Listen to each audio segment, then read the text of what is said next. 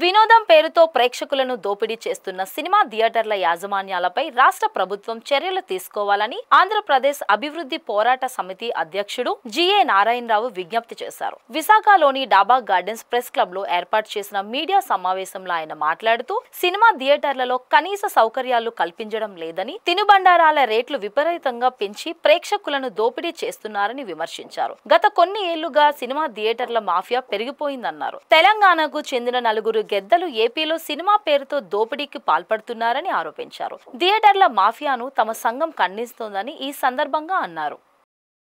అభివృద్ధి పోరాట సమితి వేదిక ద్వారా తెలంగాణలో ఉన్నటువంటి ఒక 5-6 మాఫియా ఆంధ్రప్రదేశ్ని కొల్లగొట్టడాన్ని మేము వ్యతిరేకిస్తూ ఈ థియేటర్ల మాఫియా థియేటర్లలో జరుగుతున్నటువంటి ప్రజల్ని దోపిడీ చేసే విధానంపై పోరాటం చేయడానికి ఈరోజు విశాఖపట్నం కేంద్రంగా రాష్ట్ర వ్యాప్త పోరాటం చేయడానికి నిర్ణయించుకుంది ఆంధ్రప్రదేశ్ అభివృద్ధి పోరాట సమితి. ఆంధ్రప్రదేశ్ ముఖ్యమంత్రి గారికి, ఉప ముఖ్యమంత్రి గారికి, సినిమాటోగ్రఫీ మంత్రి గారికి కూడా ఈ విషయాన్ని సీరియస్గా తీసుకోండి. ఎక్కడో తెలంగాణలో ఉన్నటువంటి ఓ నలుగురు మాఫియా ఆంధ్రప్రదేశ్లో సమోసాలు 150 రూపాయలు, వాటర్ బాటిల్ 100 రూపాయలు, కూల్ డ్రింక్ 200 పేరుతో లక్షలాది ఆంధ్రప్రదేశ్ ప్రభుత్వాన్ని పీడిస్తున్నారు. దీనిపైన ఆంధ్రప్రదేశ్ ప్రభుత్వం కఠిన చర్యలు తీసుకోవాలి. లేదా మేము ఈ వారంలోనే ఈ మాఫియాపై, వీళ్ళ థియేటర్ లీజులు తీసుకున్న వ్యవహారంపై, ఈ దోపిడీపై న్యాయ పోరాటం చేయడానికి కోర్టును ఆశ్రయిస్తున్నాము. కోర్టు ద్వారానే ఈ మాఫియాని మేము అరికడతాం. ఇది మా బాధ్యత. ప్రజలకు అండగా నిలవాల్సిన బాధ్యత మా పై ఉంది కాబట్టి మేము న్యాయ పోరాటానికి కూడా సిద్ధమవుతున్నాం.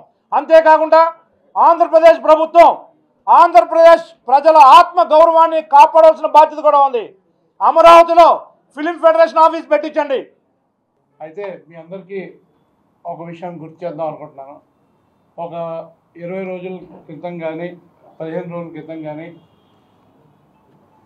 బహుశా ఇప్పుడు మనం లేవనెత్తున్న సమస్య మీద అంత పెద్దగా ఆలోచించే విషయం అయితే ఉండేది కాదు. ఎందుకంటే ఎవరి పనులు వాళ్ళు చేసుకుంటూ ఎవరి పనులు వాళ్ళు బిజీగా ఉన్నాం.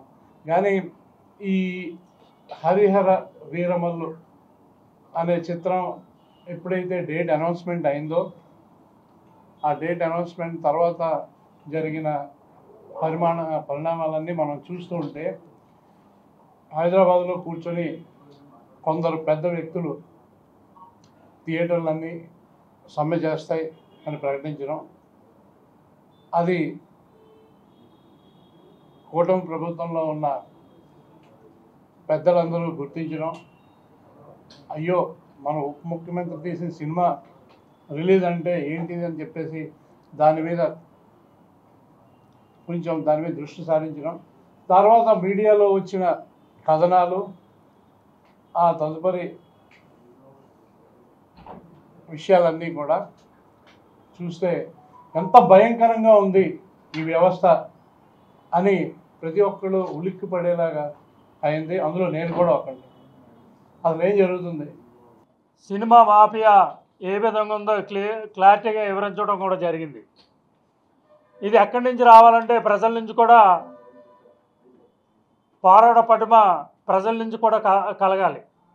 నేను ఎందుకు సినిమాకి వెళ్తున్నా, వినోదం గురించి వెళ్తున్నానా, ఖర్చు పెట్టడానికి వెళ్తున్నానా, మనశ్శాంతి లేకుండా చేసుకుంటాకి వెళ్తున్నానా అనేది ప్రజలు కూడా గ్రహించిన తర్వాత అక్కడ రేట్ల మీద ఎవరైనా స్పందించుంటే ఇంకా బాగుండదని తెలియజేస్తూ, మొన్న అన్నవాళ్ళని ఒక బాటిల్ 5 రూపాయలు ఎక్కువ రేటు పెట్టి అమ్ముతుంటే ఒక సామాన్యుడు కాకినాడ కన్జ్యూమర్ కోర్టులో ఒక కేసు వేయటం జరిగింది.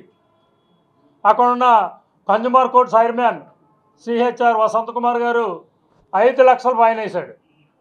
మరి థియేటర్లకు వెళ్ళి మనం నోరు మూసుకుని రావటం ఏంటి అంటే మాఫియాని ఎంకరేజ్ చేద్దామా? మరి నారాయణరావు గారు చెప్పినట్టు ఆంధ్రాలో ఫిలిం సాంబార్ ఒకటి, మరి విశాఖపట్నం బీచ్ చక్కగా ఉంది, ఎన్నో షూటింగ్లు జరుగుతున్నాయి. తెలంగాణలో ఏముందండి, రాళ్ళు రప్పలు తప్ప.